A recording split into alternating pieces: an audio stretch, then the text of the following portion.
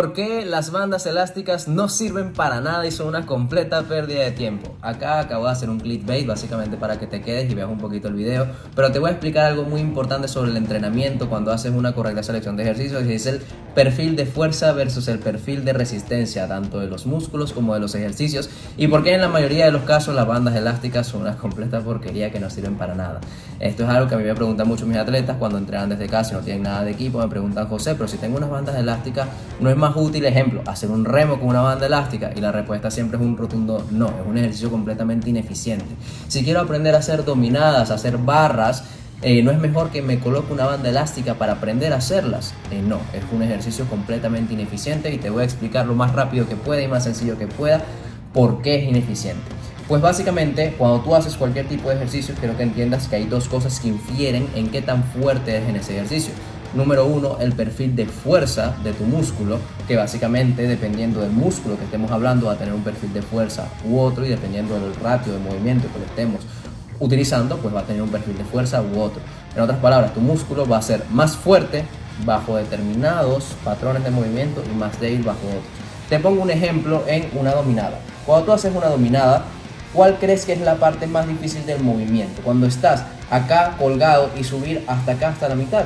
¿O crees que es más difícil pasar de la mitad a pasar la barbilla por completo por encima de la barra?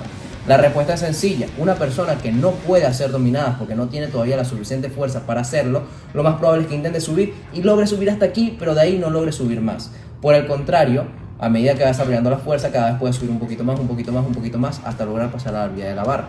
¿Por qué es esto? Básicamente porque tu dorsal en esta posición vertical es más fuerte de acá hasta acá que de acá hasta acá. En otras palabras, tu dorsal al inicio del movimiento es mucho más fuerte.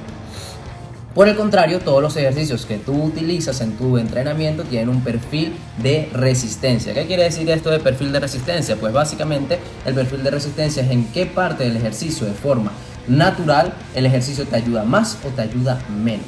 Te pongo un ejemplo. Cuando tú haces una dominada con una banda elástica, cuando tú partes de esta posición completamente estirado, la banda elástica está muy tensa. Y a medida que va subiendo, la banda elástica se va destensando un poquito, porque obviamente la banda elástica está apoyada arriba.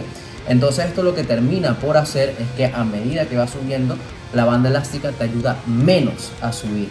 ¿Qué es lo que sucede acá?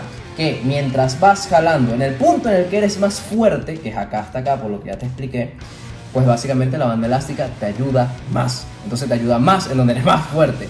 Pero en el punto de acá hasta acá, donde la dominada es más difícil, te ayuda cada vez menos. En el punto donde eres más débil, te ayuda cada vez menos.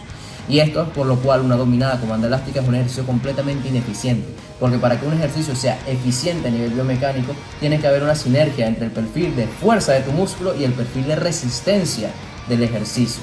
En otras palabras, sería muchísimo mejor si de alguna manera lográsemos que la parte en donde más nos ayude el ejercicio que estamos haciendo al momento de jalar sea de acá hasta acá, y no de empezar a jalar.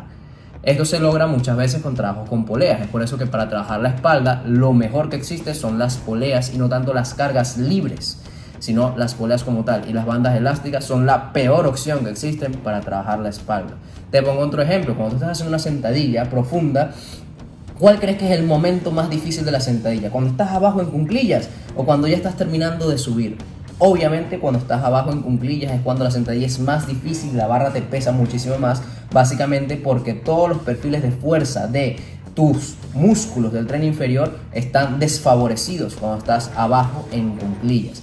Entonces es por esto que muchas veces la gente habla de que una sentadilla es pésima, una sentadilla libre me refiero, es pésima para trabajar la masa muscular de las piernas, que no es tan así, tampoco hay que ser extremista.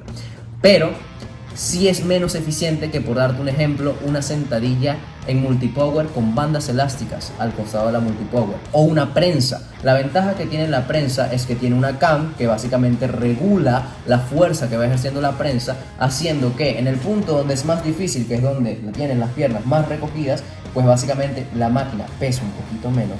Y a medida que vas empujando, pues básicamente la máquina cada vez va pesando un poquito más. En otras palabras, la prensa pesa más, si es una prensa muy buena, pesa más en el punto donde eres más fuerte y pesa menos en el punto donde eres más débil.